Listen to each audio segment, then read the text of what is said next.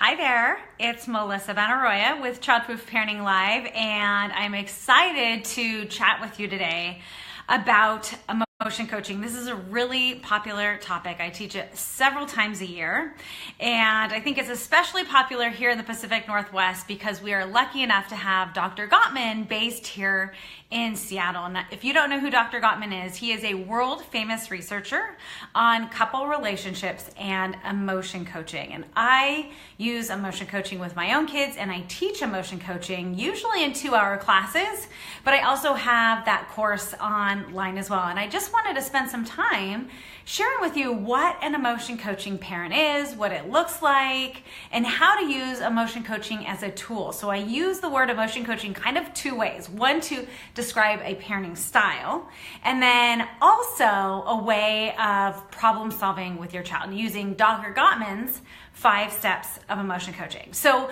Dr. Gottman has classified parents within 4 different parenting styles, really. And different philosophies and practices have different names, but he has his own 4 names. One of them is obviously the emotion coaching parent. He also has the dismissive parent, the disapproving parent, and the laissez-faire parenting style. So these are the 4 different parenting styles. And I just want to share a little bit with you about what those look like and sound like. We go into greater detail, obviously, in the course. And actually, I go through an exercise where you kind of walk through vignettes and identify what your natural parenting style is. Maybe it's not how you want to be, but it's kind of how you naturally parent. We all parent on a spectrum, so you're not just one way.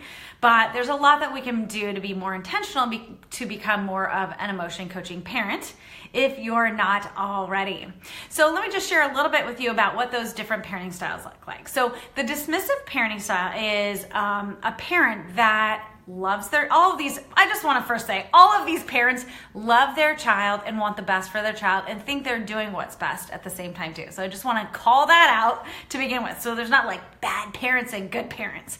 There's things that we can do better in our parenting, and that's really what I want to share with you. So dismissive parenting parents tend to value positive emotions. So they don't value children being sad or disappointed or angry or upset. They really want to kind of ignore those things and kind of push them aside because they don't think that children need to feel this way, and they don't want to build a mountain out of a molehill by giving attention to negative emotions.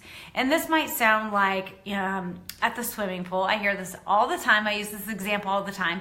You've probably been at the swimming pool, whether it's your child or another child does not want to get in the pool. They do not want to go for their lesson.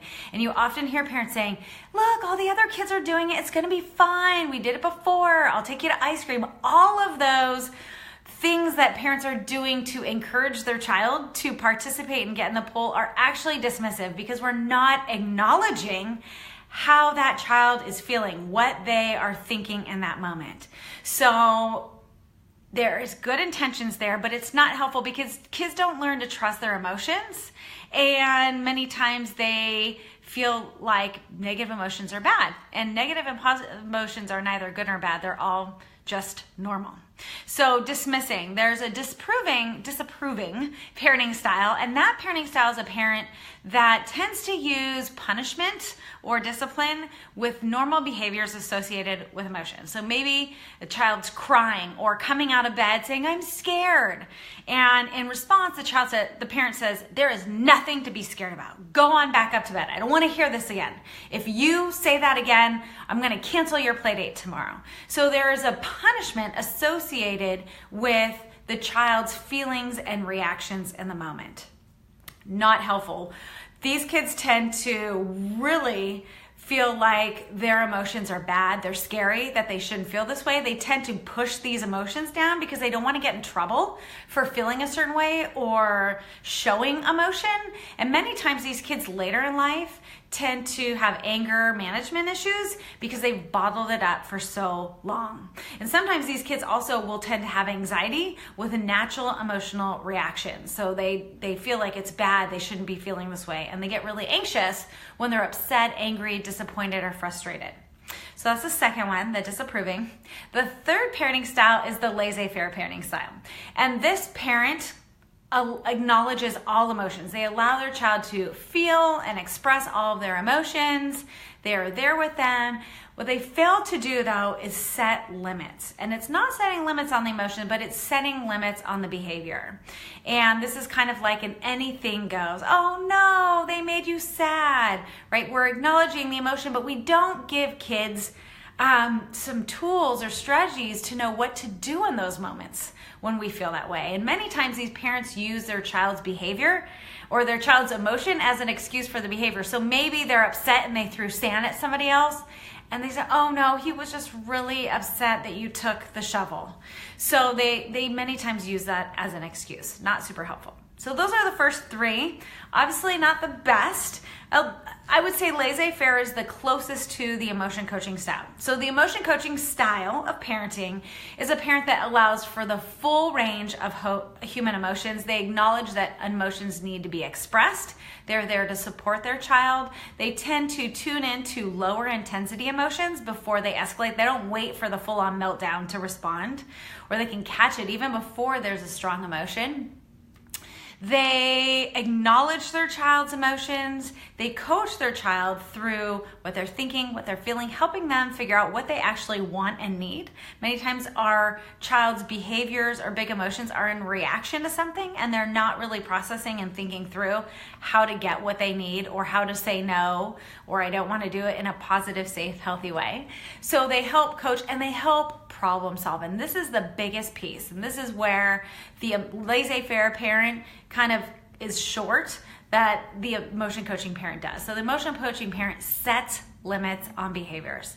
It's okay to feel blank, but it's not okay to do blank. So it's okay to feel frustrated that she took your doll. It's not okay to kick her in the knee. See? So we're acknowledging how they're feeling and their experience, but we're setting limits on the behavior. The beautiful thing about using emotion coaching is that it not only helps us as a tool for problem solving with our kids. We can use this one-on-one with a child. We can use this with a group of children. We can use this with siblings. But it gives our children the tools and the language to do their own problem solving, because you're not always going to be there to help them through big emotions and big challenges that they face all on their own. So it's wonderful because A, it's helpful to you. It creates connection, mutual trust and respect between parent and child, but it also gives them skills to manage things out in the sandbox, out on the playground, out in the hall in the middle school, right? So they have tools and strategies to manage tough situations. So I just wanted to share with you today a little bit on the difference between these parenting styles. I did write a blog post on some of the benefits and kind of expanded on what emotion coaching looks like as a parenting tool. And I didn't go into great detail because, like I said, I usually teach this in a 2-hour class. So there's a lot that needs to be covered to really understand how to use emotion coaching as a parenting tool. But really, it's a 5-step process. And Dr. Gottman breaks that down into 5 steps. And I teach those 5 steps and give you some of the language so you know exactly how to have these conversations. Now, I said there's 5 steps. Now, here's the trick. The 5th step of emotion coaching has its own 5 steps. So it's really not It's not just 5 steps, but many of them are very, very simple, and I'll share them with you just in a moment.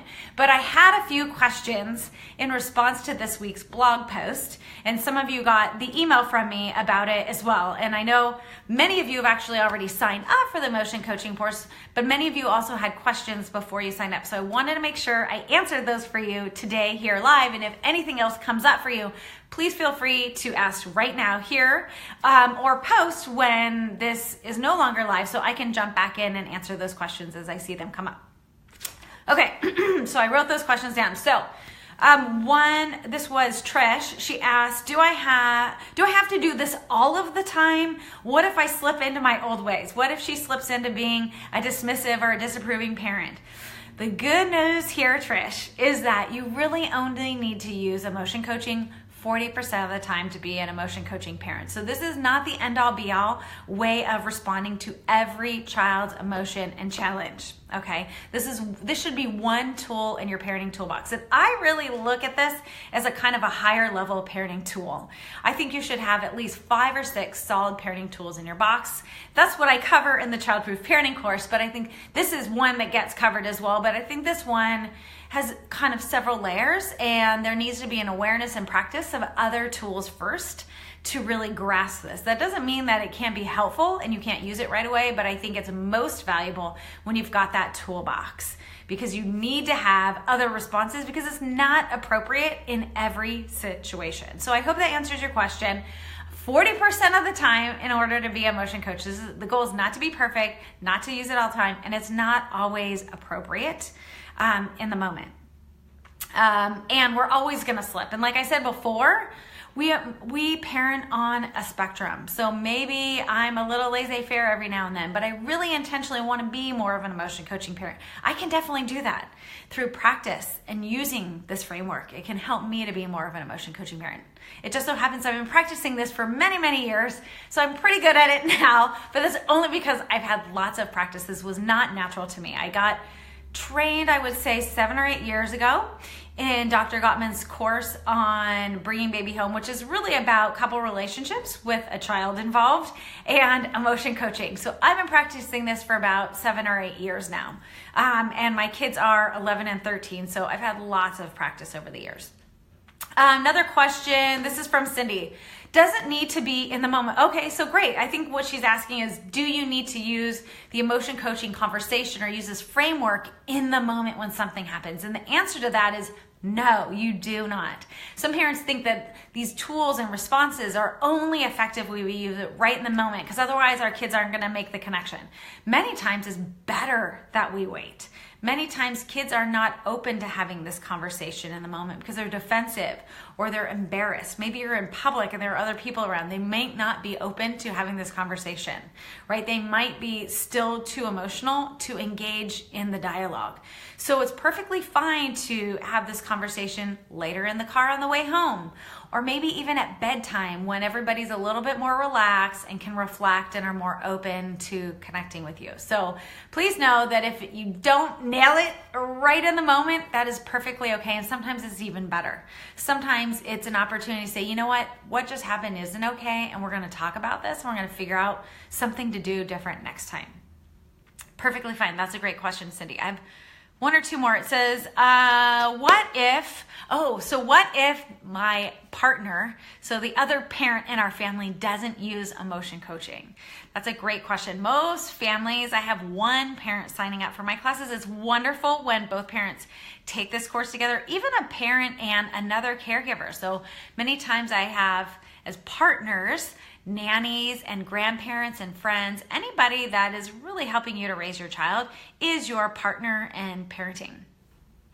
So what I would say is, you're perfectly fine. You're totally effective if you're the only one using it. I think what you will notice is that you are going to start getting a different response, and your partner is going to notice that. They're going to notice that your child is more open to what it is you're sharing, that they're engaging with you, that their behavior is changing. So know that if you're the only one that is practicing or taking the course or being mindful about using emotion coaching, you are still modeling that for the other caregivers in your home.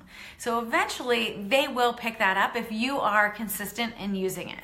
So don't worry, don't feel like it's totally ruined if you're the only one using it. And this happens at school too, right? Teachers respond and use discipline very differently than some parents do at home. Many times there is consistency, which is wonderful when that happens, but that's not always the case. But you are your child's greatest influence. So know that if you are using this, this is going to have a powerful effect. Okay, I have one more question that got sent in by email, and I want to make sure I answer this. And this is from Amy. Amy says, how long do these conversations take? My child doesn't have a very long attention span. Okay, that is a great question, Amy. And what I'll say is that this can be as simple as 2 minutes, or this can be a conversation that goes on for 15 minutes. Now, as I had shared, there are 5 steps of emotion coaching. The last one has its own kind of 5 steps. Very simple though. If it's appropriate, maybe you do 1 or 2 of these things. I know you're already doing some of the emotion coaching. I think that you can improve on it and build on it. It's just putting all of those pieces together. So This could be a simple, quick 2-3 minute conversation, or it can be a much longer conversation based on the problem solving that happens towards the end of the emotion coaching conversation. Now, one thing I want to acknowledge is that this is a two-way dialogue. It's not telling your child how to solve their problems or what they should do. It's brainstorming together. So this is a very collaborative approach. And as I think all parenting should be, very collaborative with our children. They're going to be much more open and responsive to listening to what we have to say, feeling cooperative when we include them in the process. So I just wanted to take a few minutes today, share with you what the differences are in these parenting styles, what an emotion coaching conversation kind of sounds like. And I didn't get into too much of that, but what I will say is emotion coaching is an intention, an awareness that you're going to take these challenging moments as opportunities and not just something that we want to get through that is painful. It's an opportunity to empathize and allow our child to feel seen and heard and have a voice before we do anything else, because that's going to allow for connection. We have to connect before we correct, as Jay Nelson says from Positive Discipline. Once we empathize, we've got to allow them to then share their story. So we talk about like what happened, but we also help them to reflect on how did that feel. We want them to build that awareness of what they're feeling, what they're wanting, and what their experience is. And if there are more than one child during an emotion coaching conversation, it's wonderful for everybody to feel heard before we do any problem solving. Then we also set some limits. Like I gave the example for, it's okay to feel frustrated. It's not okay to throw the toy against the wall, right?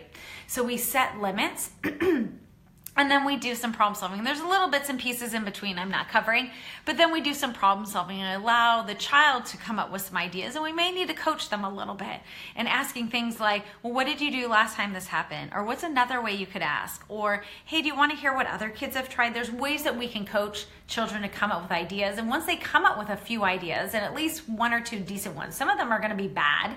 That's perfectly fine. It's just a brainstorming process. Once you've gone through that, you're going to assess whether or not that is in alignment with your family's values, how it's going to work. So you're going to give your child the opportunity to kind of process what the outcome might be if they made that choice. And then you simply just let them choose, what are you going to do? And in the moment, it may be an opportunity to try again, or maybe they're going to repair right now, but it may also be an opportunity to figure out what your child can do different next time, right? Because many of these challenges and emotions are going to come up again. It's going to come up again and again and again. And if we don't tell them what can work or let them come up with ideas that will work for them, they're going to go back to those same responses that weren't healthy, that weren't helpful, and that create more challenges and escalate emotions.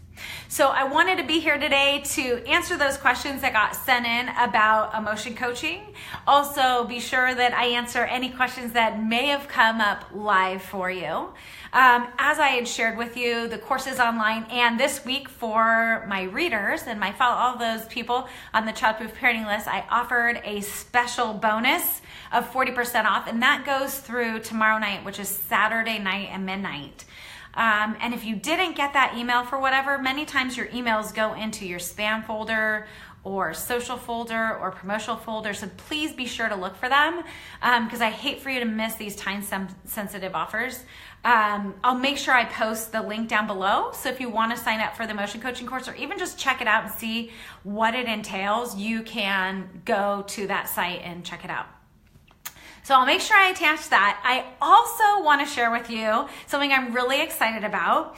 I am participating in a Positive Parenting Summit next week, and it is totally free. Okay, so I would love for you to join me. I'm going to be doing a talk, about a 25-30 minute talk. All of them are about 20-30 minutes to keep it really short, but we have about 15 different speakers next week on all types of topics, from talking about sex and sleep, encouraging positive behavior, cooperation, all of the things that most parents would like in their relationship with their child. So I encourage you to sign up. Like I said, it's totally free. It's available for 5 days next week, so it's going to be Monday through Friday. After Friday, she shuts it down, and I think she may be selling it afterward, selling kind of the pack afterwards. I'm not exactly sure. It's being hosted by Dr. Orlena Carrick. And I believe she's from Spain. I haven't quite figured out her accent yet, but just know she does have an accent. But many of us are from the States, from all over the world. She found experts in several different fields, many different fields actually, and it brought parenting experts from all over the world together for this free Positive Parenting Summit. So I really hope that you join us next week, and I'd love to hear your thoughts because this is the first parenting summit that I've participated in, and I'm really excited, and I hope to see some of you there next week as well. So I'll make sure I post that link below as well.